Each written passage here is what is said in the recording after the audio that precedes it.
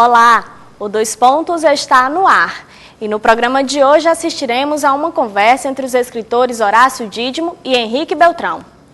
69 poemas e canções integram Vermelho, o livro de estreia de Henrique Beltrão. Graduado em Letras e mestre em Ensino-Aprendizagem de Línguas Estrangeiras, Henrique apresenta 2 programas em uma rádio universitária e é também professor da Universidade Federal do Ceará. Já Horácio Dídimo, mergulhado no universo infantil, é o autor de obras como Passarinho Carrancudo, Tempo de Chuva, Tijolo de Barro, Historinhas do Mestre Jabuti e Escola dos Bichos. O poeta tem mestrado em literatura brasileira e é doutor em literatura comparada. Além disso, Horácio Dídimo é membro da Academia Cearense de Letras e professor aposentado do Departamento de Literatura da UFC. Vamos agora para este bate-papo entre os poetas Henrique Beltrão e Horácio Dídimo. Eu gostaria que você inicialmente dissesse alguma coisa sobre a sua ligação entre a poesia, como radialista, como compositor e como participante ligado à nossa música popular brasileira. Para mim é uma alegria vir à sua casa, espero recebê-lo na minha casa numa próxima vez. Horácio, para mim, também é uma das maiores alegrias essa ligação com a música, né? O Vermelho, o livro que publiquei, você sabe, acho que o maior presente que ele me trouxe foram as composições feitas pelos parceiros aqui do Ceará, do Maranhão, né, também. Isso para mim é uma das grandes alegrias. E, inclusive, é algo que eu admiro também no seu trabalho, né, que eu sei que os seus poemas também, vários já viraram canção, né, e eu já tive a oportunidade de ouvir alguns. E você também tem essa verve de músico, né? Eu queria ter trazido um violão para você puxar o pandeiro, para a gente poder fazer uma parte também musical, né? A poesia, quando vira música, é uma alegria para a gente, né? A relação é muito íntima, você sabe, né? Toda a questão do ritmo, né? Da palavra mesmo, é algo que fala alto a mim. Eu quero até estudar mais música. Eu queria saber também para você como é cada vez que você vê um poema virar canção, um dos seus. Sim. Um poema ser musicado é realmente para o poeta é uma alegria muito grande. E a minha ligação com a música popular também vem de longe, porque eu não sei se você sabe, mas eu já dei um curso de literatura brasileira e música popular na rádio universitária, tempos atrás, e também o mesmo curso com na Unifor, junto com a Dalva Estela, literatura brasileira e música popular. Em muito boa companhia, né? Preparei alunos no cursinho do Lourenço Filho para o primeiro vestibular da Unifor. E depois fui professor do curso de letras da Unifor, até o curso de letras se extinguir na sua primeira fase. Depois ainda eu fui professor do curso de interpretação literária, junto com Pedro Paulo Montenegro, na Unifor, um curso de pós-graduação. Então a minha ligação com a Unifor é muito grande. Além disso, atualmente eu tenho um filho que é professor do curso de administração e coordenador do curso de gestão empresarial na Unifor, e também 2 noras, uma que é professora do curso de direito e outra que é professora do curso de terapia ocupacional. Então a minha ligação com a Unifor continua. Para mim, das grandes alegrias é trabalhar no curso de letras da Federal, porque eu estudei ali, né? E é desde ali que eu admiro o seu trabalho, que eu acompanho. Eu me lembro, me marcou muito a palavra e a palavra, que eu conheci, na verdade, com o título de Amor, Palavra que Muda de Cor. E eu lembro também, Horácio, que o primeiro trabalho meu que foi publicado foi o Cisnes, um conto, uma verve bem poética, e eu me lembro que uma das coisas que me alegrava era que no folhetim A Cauã constava também um poema seu que eu trago de cor até hoje, que diz assim: ela foi embora, mas as palavras que ela disse ficaram e conversaram muito tempo ainda. Como com 3 versos vão me dar uma lição de poesia. Realmente esse poema faz parte do meu livro Tijolo de Barro, que este ano está completando 40 anos de publicação, e também depois ele foi um dos poemas selecionados para o livro A Palavra e a Palavra, cuja primeira edição tinha esse nome, A Palavra e a Palavra, mas depois publicado pela Edições Paulinas, tomou o nome, por sugestão da própria editora, de Amor, Palavra que Muda de Cor, e veio depois uma terceira edição quando o livro foi indicado para o vestibular da Universidade Federal do Ceará, e nessa terceira edição voltou ao título original, A Palavra e a Palavra, que para mim é muito significativo, porque a palavra primeira é com letra minúscula, a segunda é com letra maiúscula, mostrando um confronto entre a palavra do poeta e a palavra bíblica, considerada neste livro como a palavra de Deus. E esse é um tema que é muito presente no seu trabalho, né? Eu lembro que recentemente, no próprio A Nave de Rubi, né, há vários poemas que tem esse viés transcendente, né? Essa parte... eu admiro muito esse lado, como você consegue... Porque, para mim, eu não alcanço... Cara, é como se os poemas fossem orações. Os poemas que você tece quando aborda esse tema. Sabe? É algo que eu admiro muito, assim, que gosto muito. Na verdade, toda a minha criação literária está ligada à poesia. Não só a poesia do ser humano, como autor de palavras que refletem a própria palavra de Deus, mas também a poesia como poesia do Espírito Santo, que seria a própria palavra de Deus.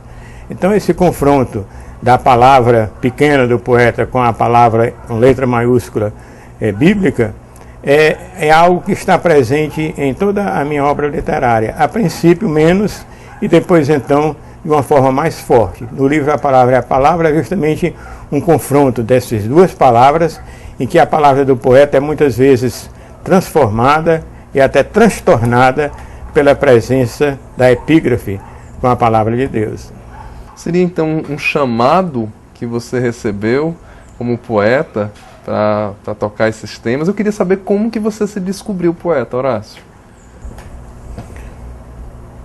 Na verdade, desde criança que eu tinha assim uma atração pela poesia. Quando eu tinha cerca de 10 anos de idade, eu me lembro que os meus tios que moravam no sul vieram aqui a Fortaleza, e um deles copiou uma quadrinha minha que eu tinha feito naquele tempo. E a quadrinha dizia assim: em relação à idade, nós somos todos iguais, pois os anos que nós temos são os que não temos mais. Então eu estava me lembrando dessa quadrinha porque a minha neta agora chegou examinando ali os meus livros e viu justamente o Tijolo de Barro, e eu disse: olha, esse livro foi publicado há 40 anos atrás, naturalmente você não tinha nem nascido ainda, estava longe de nascer, talvez a sua mãe estivesse... disse: não, a mamãe também não tinha nascido, né? Eu digo: eita, então o tempo passa realmente, e os anos que nós temos, que achamos que temos, são aqueles que nós não temos mais. Porque os anos que nós temos, na verdade, nós não sabemos. Sempre tive o gosto de escrever versos avulsos, em guardanapos, papéis de cigarro, extratos bancários. Quase sempre eles se dão por felizes com seu improviso, desafiando a desordem e o esquecimento de tão perecíveis. São tão passíveis de se perderem, de tão improvável publicação, que lhes caem bem guardanapos, letras escritas a giz, poemas na areia à beira-mar. Estes meus versos têm o gosto de ser à toa, sem cuidado com o tempo, com glória, com traças. Eu, menino, fazia meus versos também, né? E antes de saber que ia ser professor, que ia ser radialista, isso eu sabia, que queria fazer poesia, que queria publicar. Acho também que levei muito tempo para criar coragem de trazer a público, né? Mas finalmente estão aí os versos reunidos no Vermelho, né? Outra alegria grande que eu tenho foi o presente que você me deu depois da primeira edição do Vermelho. O poema que você teceu a respeito do livro, para mim foi um grande presente. Assim, eu me sinto muito, muito bem, né? Esse poema intitulado Vermelho, com o mesmo título do seu livro, realmente é um dos meus chamados exercícios de admiração.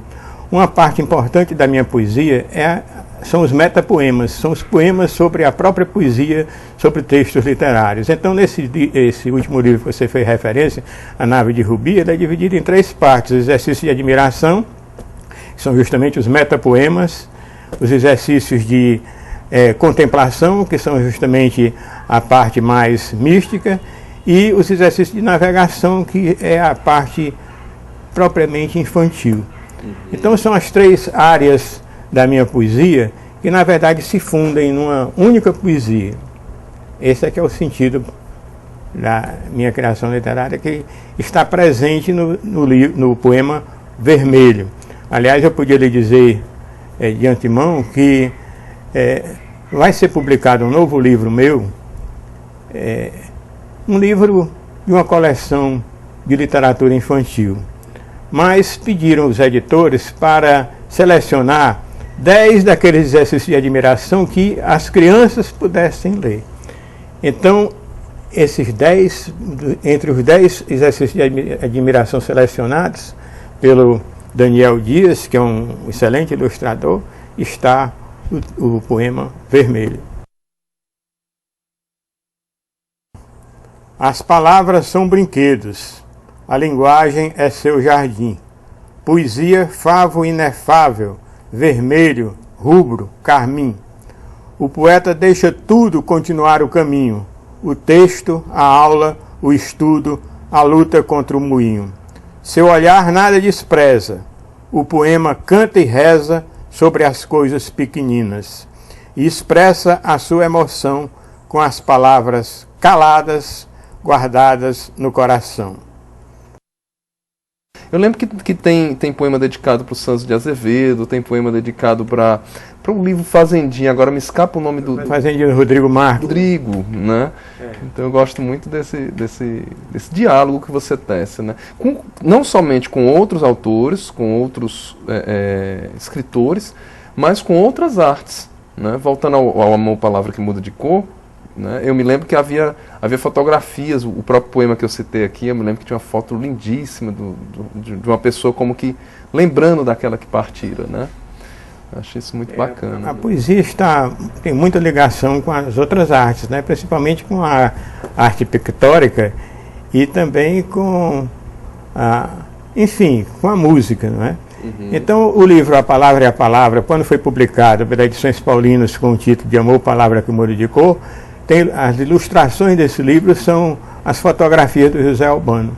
Uhum. Então, diante de um poema em que você sente ali a presença do texto, no caso a epígrafe também bíblica, e ao lado a fotografia do José Albano, nós temos um poema valorizado de vários modos ao mesmo tempo. Uma ligação intersemiótica da poesia com a palavra bíblica e com a arte pictórica. Você falou dos metapoemas, Horácio, para mim é o tema que eu acho que é o tema com o qual eu me sinto mais à vontade, tanto que no Vermelho tem um capítulo que é a palavra, né? É justamente o capítulo que abre o Vermelho. E eu gosto muito de escrever sobre o poeta, sobre a palavra, sobre essa relação que a gente tem, que é uma relação tão íntima, tão intensa, tão necessária. Eu acho que a gente não consegue viver, quando se é poeta, não se consegue viver sem poesia, sem ler, sem fazer poesia, né? Realmente, no seu livro, quando fala sobre o texto, sobre a aula, sobre a própria literatura, sobre a própria poesia, são justamente as partes mais fortes do livro, foi o que me inspiraram mais no meu metapoema. Horácio, a gente conversou sobre a nave de Rubi, né? Eu queria que você comentasse um pouco sobre a nave de Rubi e a nave de prata, porque marcam dois momentos, né, de inspiração sua e também a presença dessa musa adorável que é Dona Evendina. Realmente a nave de Rubi se refere aos 40 anos de casado e a nave de prata aos 25 anos. Então já tinha falado sobre a nave de Rubi nas suas 3 partes: exercício de admiração, de navegação e de contemplação, e terminando com um poema que é um exercício de admiração, navegação e contemplação ao mesmo tempo, que é o próprio poema título que se chama A Nave de Rubi. É o poema base que homenageia justamente essa nossa vida familiar de mais de 40 anos. Mas sobre a Nave de Prata, eu gostaria de dizer que a Nave de Prata é um livro sui generis dentro da minha criação literária, porque é um livro que procura conciliar a forma tradicional do soneto decassílabo com a forma visual da poesia concreta. Então é um livro duplo. O título dele é A Nave de Prata e Poemas Visuais. Então são 25 sonetos ilustrados por 25 poemas concretos. Então, nesse livro eu procuro, de certo modo, conciliar e reconciliar essas duas formas de poesia que eram tidas como antagônicas e antitéticas, não é? Havia uma briga entre os sonetistas e os concretistas. Os concretistas eram chamados de concretinistas e os sonetistas eram chamados de seres contaminados pelos sonetococos brasilienses. Então, para conciliar essas duas formas tidas como tidas como antagônicas, esse livro justamente junta o soneto com os poemas concretos. Então, os sonetos são tradicionais, decassilábicos, e os poemas concretos, como poemas visuais, eles ilustram o poema para mostrar que são duas formas perfeitamente legítimas de manifestação da poesia. A poesia é como a casa do pai, tem muitas moradas. A casa da poesia tem muitas moradas. Então você pode se manifestar visualmente, pictoricamente, através de um poema concreto, ou pode se manifestar de uma forma musical e melódica através do poema tradicional. Então a poesia concreta, como algo ligado à pintura, à arte pictórica, é tão legítima quanto a poesia tradicional versificada, ligada à melodia e à música. Vamos para um breve intervalo. No próximo bloco, saiba quais são os projetos dos escritores. Não saia daí!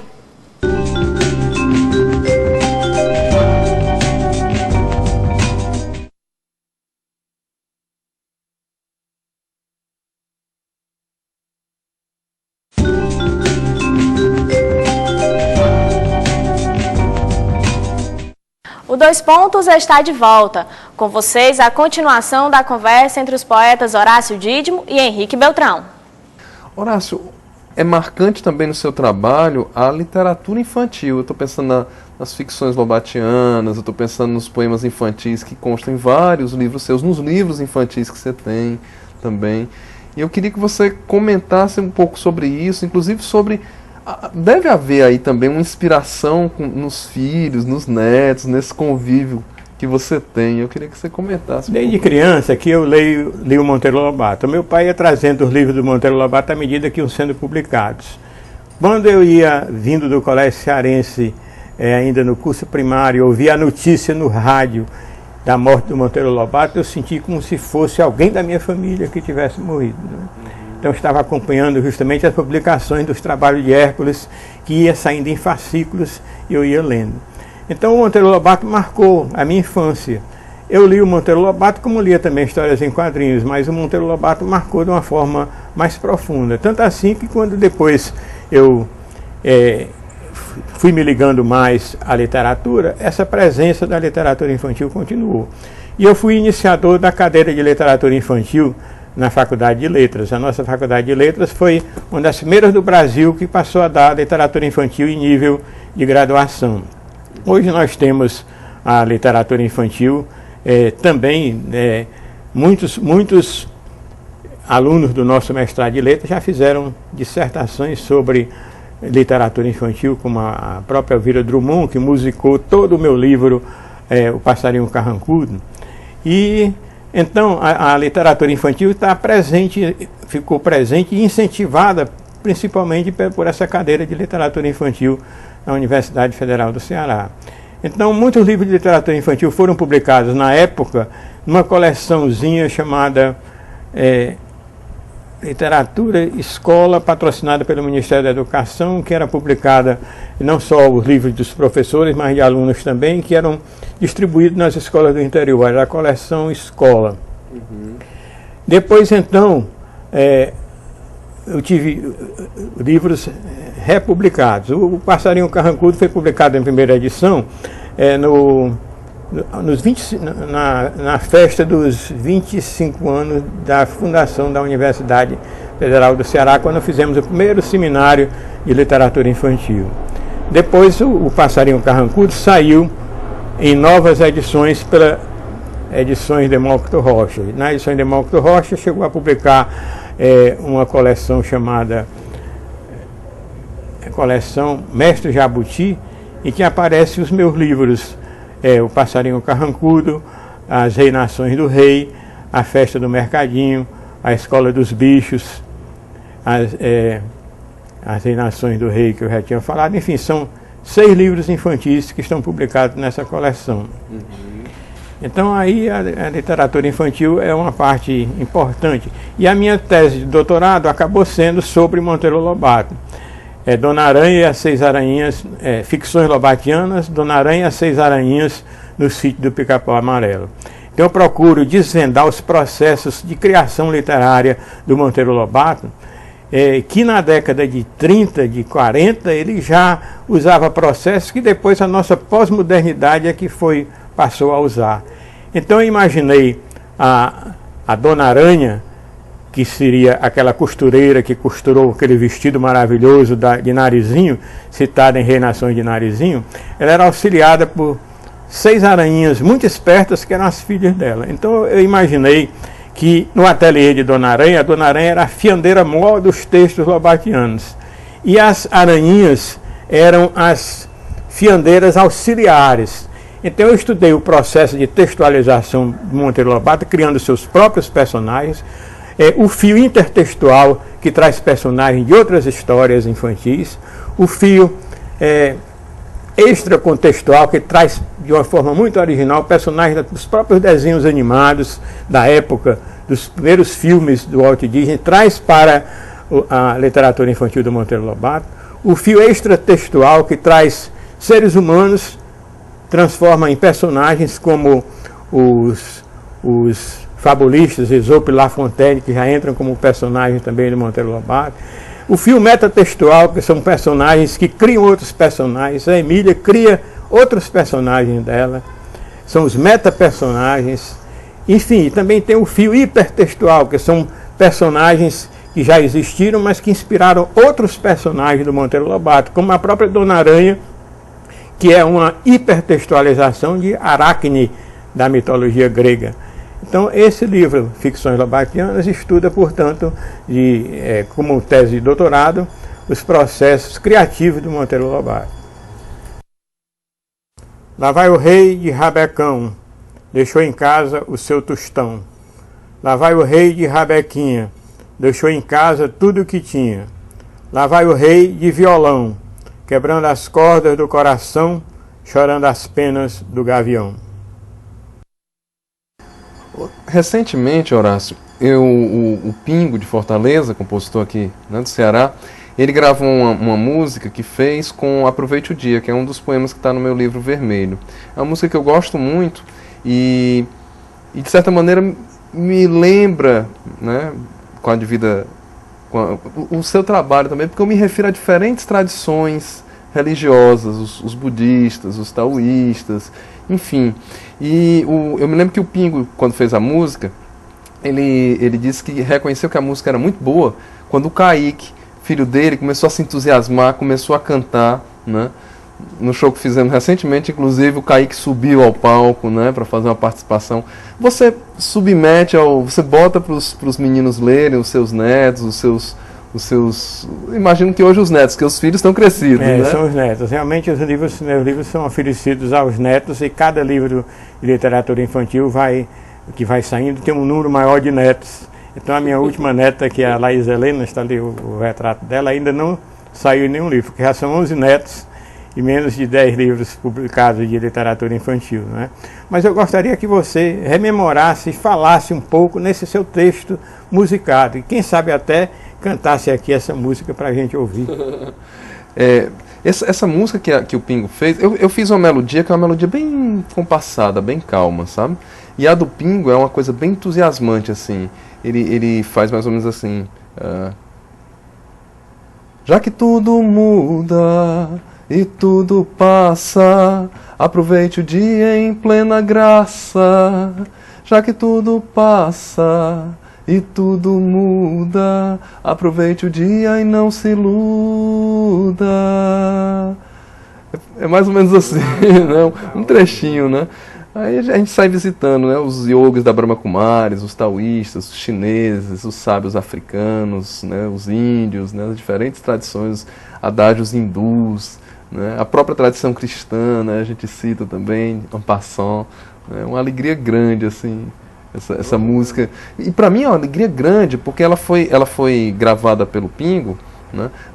Através do selo Unicef. Então está distribuída no semiárido do Rio Grande do Norte, do Ceará e do Piauí, nos 600 municípios em que há o selo Unicef. Essa música está divulgada junto com o trabalho que tem sido feito contra a dengue, né? Contra ótimo, tem esse sentido, né? E no próximo disco do Pingo deve estar, né? Essa música foi, na verdade, a segunda música gravada, né?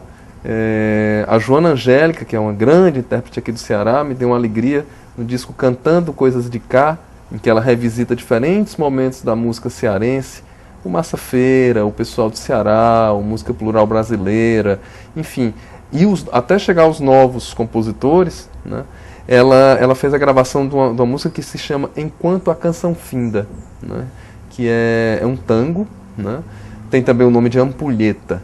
Né, uma composição que me deu uma grande alegria, porque, na verdade, estávamos reunidos no Benfica, né, onde fica o campus onde tivemos a oportunidade de trabalhar no curso de letras, né, ali no campus do Benfica. Estávamos reunidos o Dalton Moura, o Pingo de Fortaleza, o Rodrigo Marques, são tantos compositores que eu teria que esquecer algum. E o Alain Mendonça, que é um poeta que eu admiro muito, né. Tem também vários poemas musicados, o Alain Mendonça, talvez seja o poeta cearense mais musicado. E o Alain muito cuidadosamente reuniu, a gente fez uma criação coletiva, né? Eu transpus ali para a mesa do barzinho uma estratégia de criação de texto que a gente usa em sala de aula, e o Rogério Franco depois musicou isso, o Joana Angélica gravou, né? Então é uma outra alegria que eu tenho. É algum outro poema do livro Vermelho que tenha sido musicado? Uma dezena deles, pelo menos. Na verdade, uma dúzia. Né? E poemas do segundo livro já estão musicados. Há um poema que se chama... segundo livro da segunda edição? Não, eu me expressei mal. A segunda edição, eu fiz a segunda edição porque a primeira se esgotou, graças a Deus, em muito pouco tempo. Eu publiquei o Vermelho em 2006. E um ano e uns 3, 4 meses depois estava esgotado, né? Graças aos bons leitores, aos bons amigos. E aí eu fiz a segunda edição, tanto porque estava esgotado, como para dar justamente os créditos dos compositores.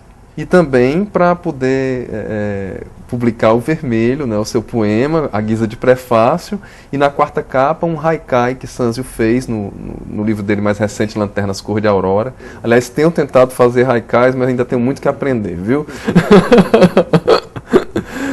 Mas, enfim, vários deles. Teve um poema, A Casa, que recebeu melodia de 3 compositores diferentes. Paulo Branco, Isaac Cândido e Rogério Franco.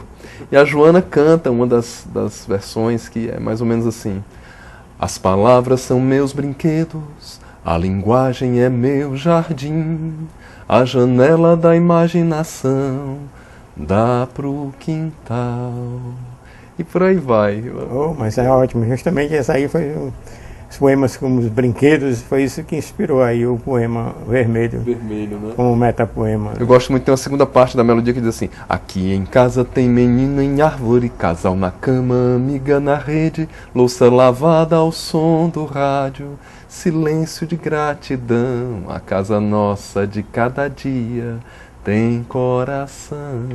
Dedico à sua casa esse trechinho cantado aqui. De fato, você devia ter trazido o violão, né? Pois é, né? Mas eu gosto... Ia buscar o meu pandeiro. Tem essa referência à gratidão, que é um dos sentimentos mais presentes assim, em mim. Eu sinto muita gratidão, né, pelo contato com você, pelo contato com os outros artistas, né? Tem também a presença do rádio, né, a louça lavada ao som do rádio, que eu tentei espelhar aí a minha ligação com a Rádio Universitária, com Sem Fronteiras Plural pela Paz. Por sinal que está completando 10 anos no ar agora em 2008, né? Sempre reverenciando a diversidade da vida, né? Inclusive um programa que eu já tive a alegria de receber você, né? E todos os sentidos que faço com as pessoas com deficiência na Rádio Universitária está completando 5 anos. 5 anos? 5 anos. Você agora mesmo estava falando sobre a preparação do próximo programa. Isso. A intenção é reunir, né, no Centro Cultural Banco do Nordeste 3 artistas que são pessoas com deficiência e de diferentes gerações, né? Há um rapaz de 20 e poucos anos que é o Levi Pimenta, que é um poeta que tem síndrome de Down e que é brincante de maracatu. Com ele vem um poeta que já é um senhor, né, que é o Hortêncio Pessoa, é um poeta cego. E também um músico autista, que está mais ou menos entre as duas faixas etárias, que é o Tiago Sandes. Né. E cada programa que eu faço, em todos os sentidos, sabe, Horácio, mexe muito comigo, porque é a história de cada pessoa que está naquela peleja contra o preconceito, né? Porque as pessoas com deficiência querem muito mais do que têm alcançado, né? Elas não querem piedade, não querem diminutivos, essa coisa de ceguinho, isso tem que ser abolido, né? Eles querem realizar seus sonhos, mostrar que fazem arte, fazem ciência, né? Recentemente houve na Unicamp um rapaz autista que conseguiu seu mestrado em biologia, né? Então o ser humano é sempre surpreendente, né, Horácio? Eu acho esse um aspecto muito positivo da sua atividade como radialista, como escritor, como poeta. Agora também você podia falar um pouco da sua ligação com a língua francesa, como é que começou isso? Você agora é professor de francês do nosso Departamento de Letras Estrangeiras da Universidade Federal do Ceará. Oui. O francês, o meu amor ao francês começa também, eu bem novinho, né, aos 10 anos, no colégio em que eu estudava, havia francês, somente na quinta série, a gente chamava quinta série, né? E ali o meu pai, que é poliglota, né, entusiasmado com literatura, papai e mamãe são as minhas grandes inspirações, né? Assim, mamãe grande, musicista, pianista, sanfoneira, e o papai sempre mergulhado nos livros, né? Então, quando ele descobriu que eu estava gostando do francês, me colocou para estudar na Aliança Francesa, né? E conhecer outros idiomas, sobretudo um idioma como o francês, que tem a literatura rica que tem, né? Nossa, é sempre transformador, né? Eu não sabia, naquela altura, que seria um dia professor de francês, que ia formar outros professores de francês. Isso para mim é uma grande alegria, né? Estar junto da juventude, né? Eu acredito na rapaziada, né? Ali formando novos professores de francês, naquele Bosque Encantado, né? Porque o Bosque de Letras continua sendo um local de encontros, né? Um local de muita arte, muita poesia, né? Nada lamento, leve passo como vento, planto e rego e espero, aguardo colher o que bem quero. Nada desprezo, medito sobre o pequeno, rezo, considero as coisas mais miúdas, a folha seca ao pé da planta desnuda.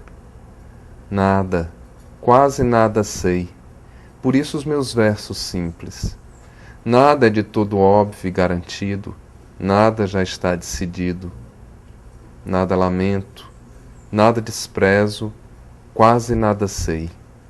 Caminhando ao teu lado, sou reluzente rei. O 2 Pontos vai ficando por aqui. Esperamos que você tenha gostado. Mande suas sugestões e comentários para o nosso endereço eletrônico 2pontos@unifor.br. Obrigada pela sua companhia. Até mais!